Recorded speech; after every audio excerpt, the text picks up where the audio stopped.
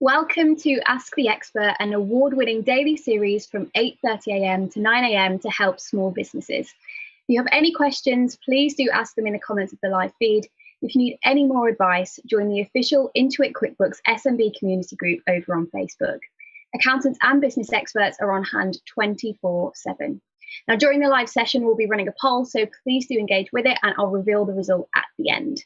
So hi, I am Chloe and I am the founder and CEO of the vegan marketplace for beauty and fashion, unearthedco.com.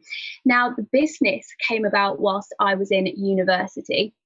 I was studying sustainability and delved into it quite deeply and found that going vegan was the number one thing that you could do to significantly reduce your impact on the environment.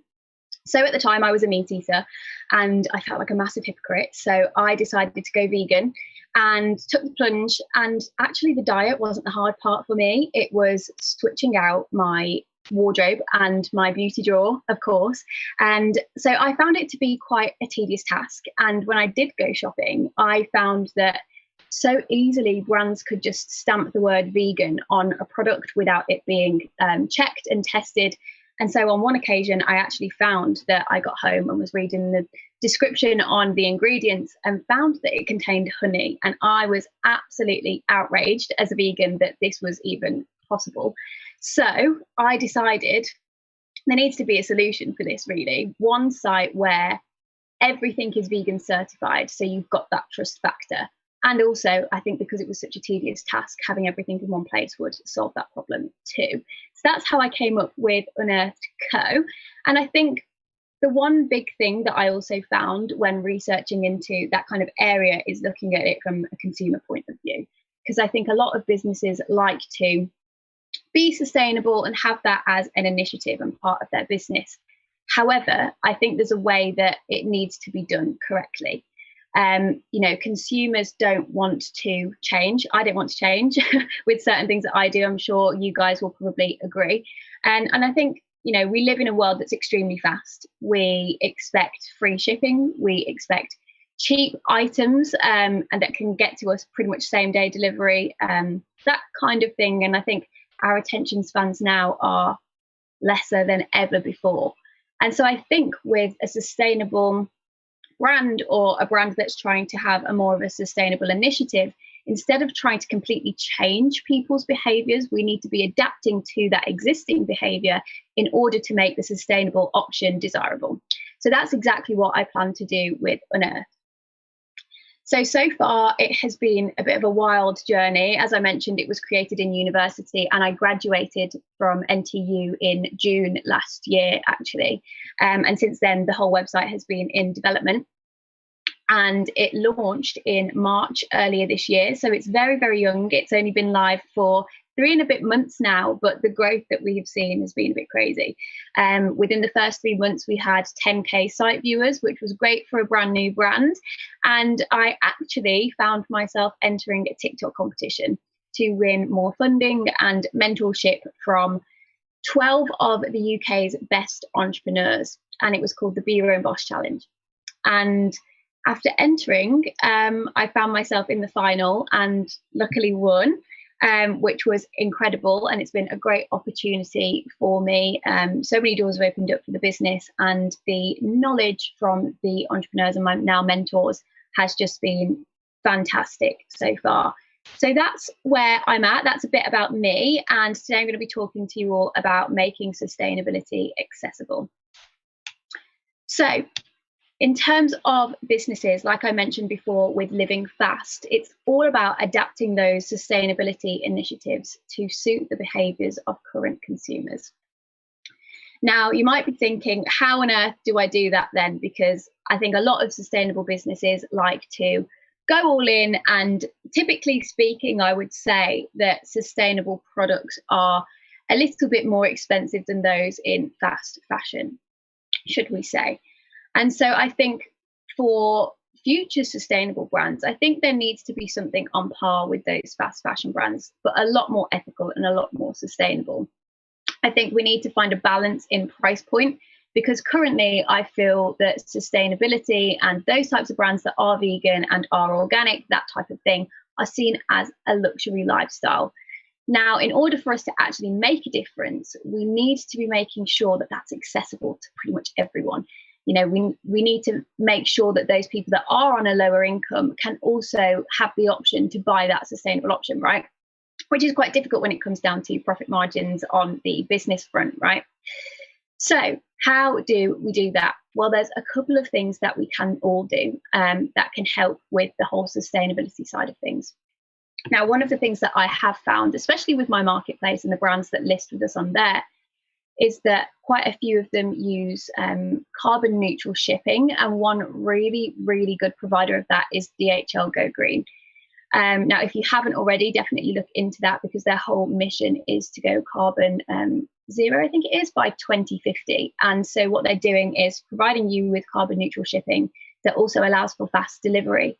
And you as a business, when you are with DHL Go Green, you can look at your carbon footprint and analyze and see how much you are actually doing as a business, which I think is fantastic. And again, that's just linking into that consumer behavior, and they're all still used to free shipping, fast shipping. That can still be offered with DHL Go Green, but on a more sustainable level.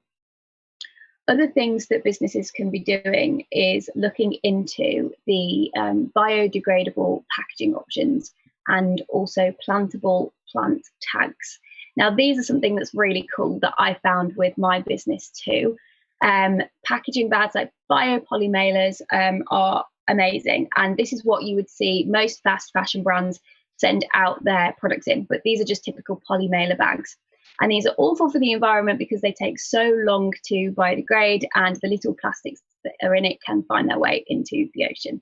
So with the biopoly mailers, over time they do start to biodegrade. However, you just have to be careful with which ones you get, as some of them can take years to biodegrade, which obviously isn't the greatest. But there are a few options out there that are brilliant, that can biodegrade over a couple of weeks, and that's just perfect for the environment in terms of sustainability. Also, I mentioned the plantable packing tags. So these are tags that you can include on your products that, once wet, you can actually plant into soil. And within, I think most of them are within 10 days, you can actually grow different types of plants, like basil plants. Loads of different variations, really. I've found a couple of sites that can do that, which is really, really cool. And recently, another option, I think, in terms of packaging, I found was a repurposed bag. There was a brand that sent me some products to review the other day, and they're called Buffalo Shoes, and they sent out their product in a repurposed bag. Now, if you don't know what that is, basically it is a very sturdy bag, and it's closed by Velcro, which I thought was really innovative. I've never seen that before. And on the back of it, there are instructions for how you can repurpose it. So there's a prepaid label that you stick on it, and then you basically fold it up and go and post it, and it gets sent back to the company and repurposed for other orders. So these are all different types of things that you can think about in terms of how you can apply them to your existing business, or if you're wanting to start a business, things that you can start to think about on how, even with the small details, you can really have a big environmental impact.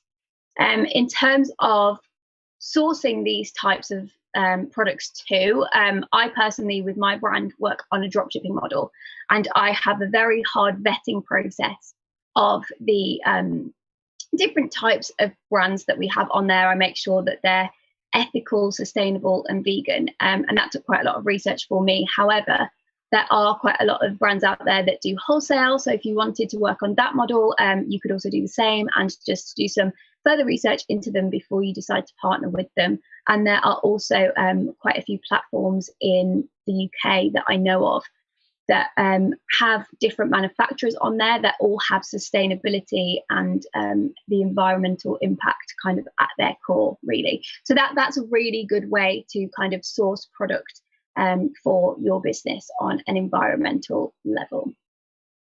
So I think another thing is, for this whole trying to get the message out there about the sustainability aspect of your brand, and if you have like an ethical standpoint, that kind of thing, what we need to be doing as businesses going forward is making sure that we're present where Gen Z are and where millennials are.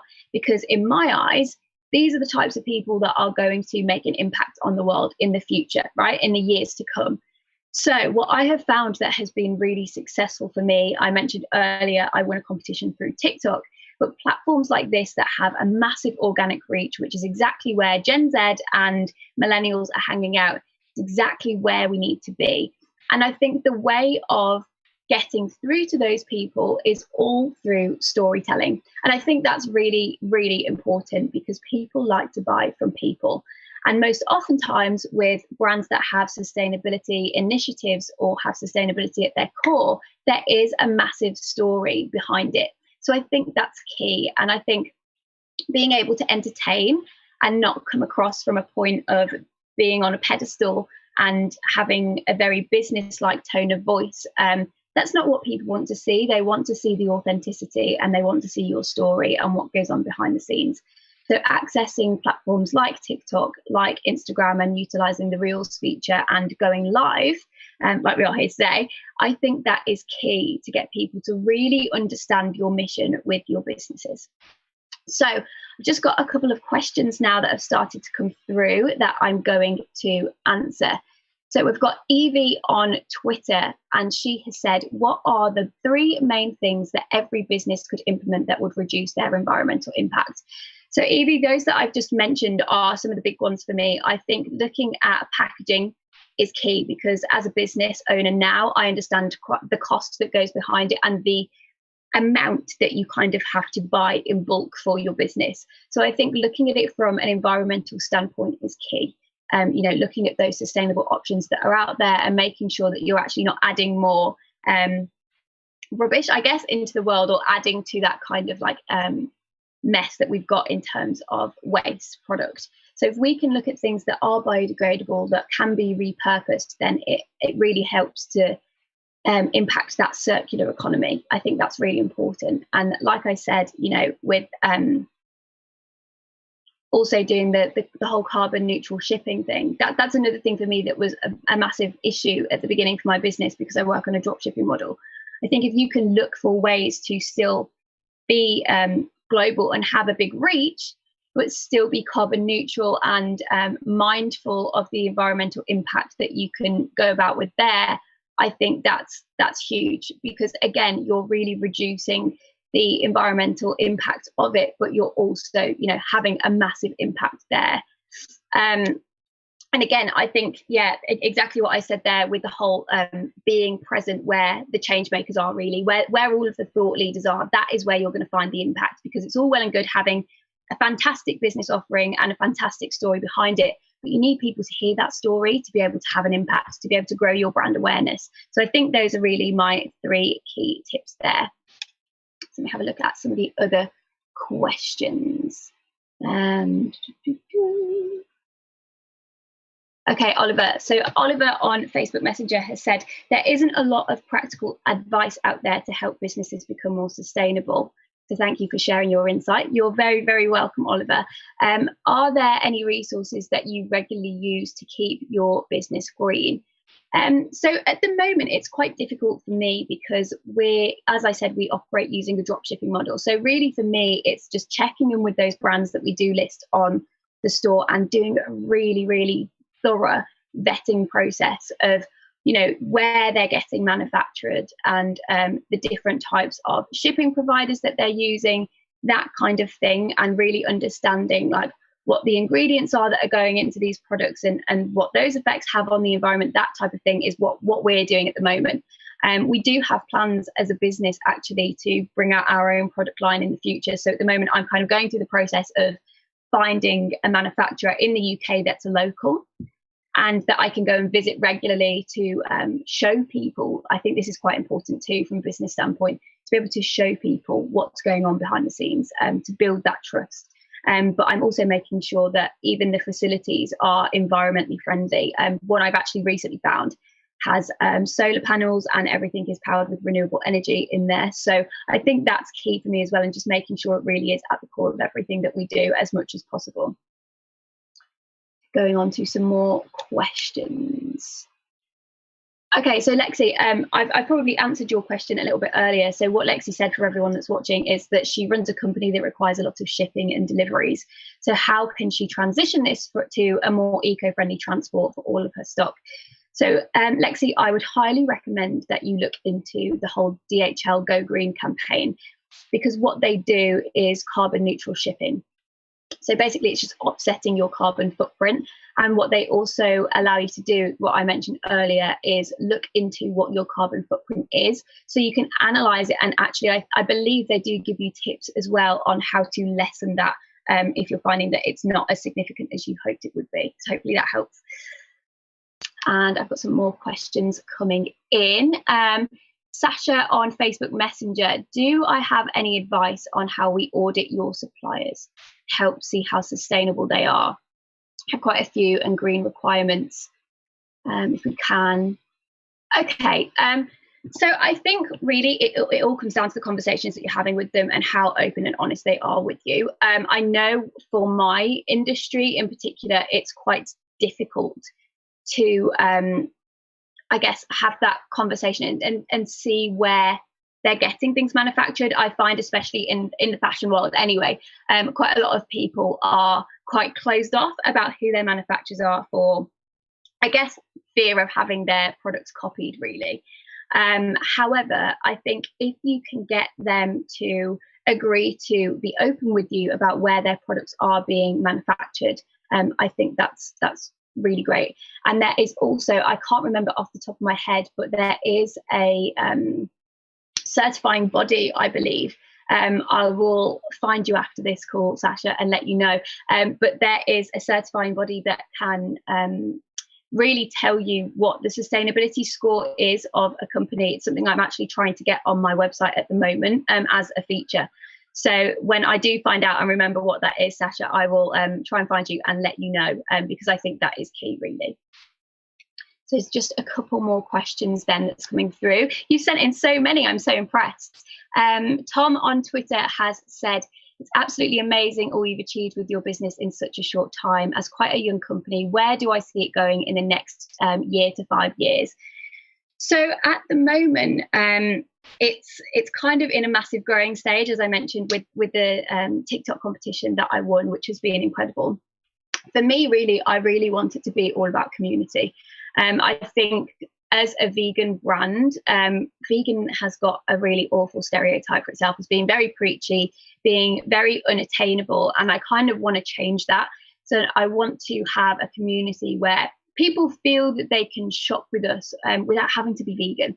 And, you know, just because we stock quality products that are sustainable and ethical, and just the fact that they are vegan is an added bonus, really. I think that would be awesome. And to be able to have people feel comfortable and have a space online where they don't feel judged for who they are, even though we're a vegan brand. I think that's a massive thing for me in terms of how I want the company to be. Over the next year anyway, I think that's key for what I want us to grow as a company, and really start educating people a bit more about the fashion and lifestyle side of it, because I think a lot of people also view veganism as just being a diet, and it's so much more than that. So I think that we've got a big mission on our cards there. But yeah, in the next 5 years, I would love really for us to be kind of like a household name. I mean, it's a very ambitious goal of mine, but to be talked of in the sense next to brands like ASOS and Beauty Bay and Amazon as being that affordable, sustainable option. And I think the way that we're going to do that is just by growing our brand awareness and getting more brands on board on the site to offer more variety. And obviously we're going to have to do loads of background checks on those as well.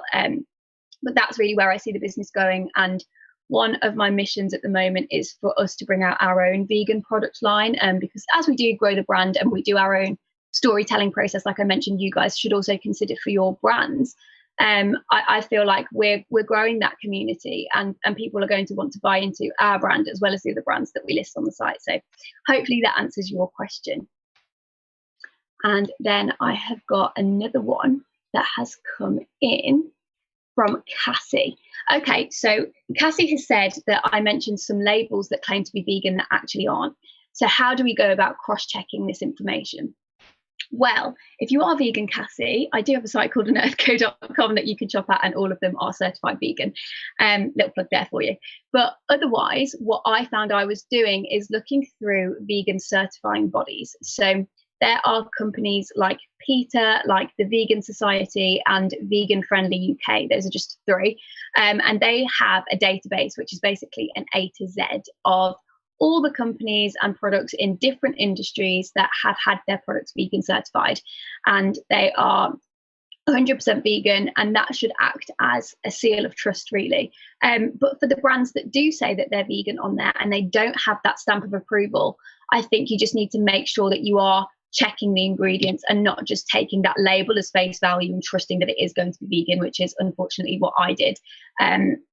Like I mentioned earlier, I was literally just reading through the directions for use on this product that I bought when I got home. And in bold, there was honey as being one of the ingredients. And I think a lot of brands are also misinterpreting what the term vegan is, and getting it confused with what natural ingredients are. So if you're just checking the ingredients, and if not, going to those websites that are showing you a database of certified vegan products, that would really help, although it is quite lengthy. So I'm trying to get as many of them as I possibly can on Unearthed in one place for you to make that a much less tedious process. Just a couple more questions that are coming in now. I have got Darren on Facebook. I've really tried to get rid of plastic from our product packaging. I think we're 90% there. That's absolutely fantastic, Darren. You're doing a brilliant job there. The problem I have currently is with the plastic layered cardboard used for food items. I'm not really sure, to be honest, in terms of the food items and that kind of industry, because I'm much more into the whole fashion and beauty area. But I do have a couple of friends who own vegan businesses, and they have packaging that is eco-friendly too. So what I can do, again, like I said to Sasha earlier, after we jump off of this live, I can find your contact details and get in touch with them, or put you in touch with them and see really if you can figure out a way that you can do that. Because I know with food it's quite difficult in terms of shelf life, depending on what kind of product you have. So bear with me on that, and I will get back to you as and when I can. I've also got a message from Helena on Twitter saying, congratulations on winning the competition. Thank you so much, Helena. It means the world. It's still sinking in a little bit for me. Do you already know how you'll invest the money back into the business, and any plans you are happy to share? Yeah, of course. So for me, so I won £10,000, for those of you that don't know, to invest into the business.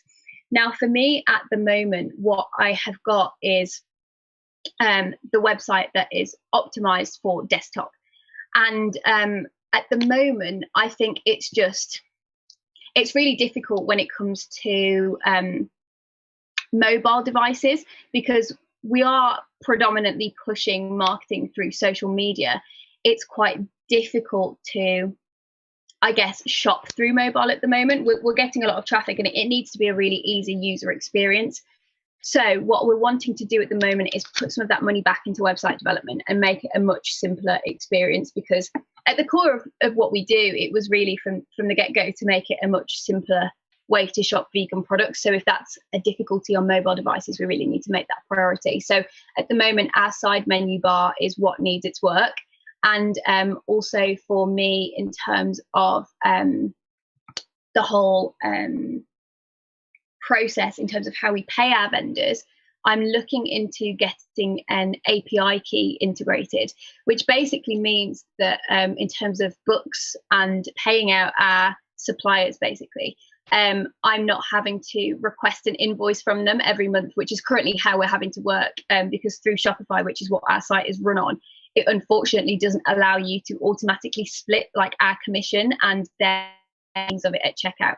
So that API key would essentially enable them to do that. So just coding basically to enable them to take their 80% and we deduct our 20% commission off of any sale that comes to us straight away at checkout. So that's part of what we're doing. And the other major thing that I kind of briefly mentioned earlier on a previous question is that we're going to be bringing out our own vegan products line. So I'm currently speaking with manufacturers in the UK to get that produced locally. And they use completely vegan fabrics, have all the certifications, and vegan fabric dyes too, which is really difficult to come by, I found. But I think that would be awesome. And in terms of, in terms of the business and staying sustainable in a business sense and being able to, you know, keep going, that's really going to help us with our profit margins, because as I mentioned, we're only taking 20% off of sales that come through the site at the moment, because for me it's really about the mission at the end of the day rather than making money. However, I think by bringing out the whole product line, that would really help us in terms of bringing in more money that we can put back into the business to go into marketing, and whether it's Facebook ads or through press coverage, that type of stuff. I think that's really going to help us with that. And also it helps us build a bit of a community too. So I've got time for a couple more questions, and then I think we're going to move on to the poll results. So make sure that you are voting on there, and I will get back to that in a second. So I've got another question from Paul over on Instagram, and he said, of the business leaders you're going to get mentorship from, are there any you're particularly excited about, and what do I hope to get out of my time with them? Yes, there are actually. I'm not sure if any of you are aware or have seen the mentors that I have got, but one of them is Adam Kamani, and he is or was the co-founder and director of Pretty Little Thing and Boohoo. It's all the family business. And I'm excited for that because of the impact that I can make, because they're fast fashion businesses, right?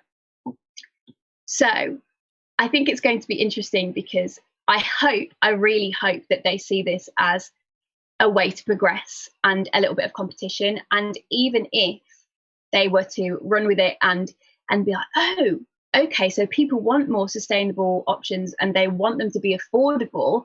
And oh, what's this about vegan fashion? I didn't know that was a thing. I don't know how that conversation is going to go, but even just dropping some little seeds there for brands as big as Pretty Little Thing or Boohoo to be able to implement, I think is huge, absolutely huge, because of the platform that they've got for themselves. And I think I had a question about this the other day, actually, where someone was saying, you know, what would you do if you had a brand like ASOS, for example, just adding on a section to their site of vegan fashion items?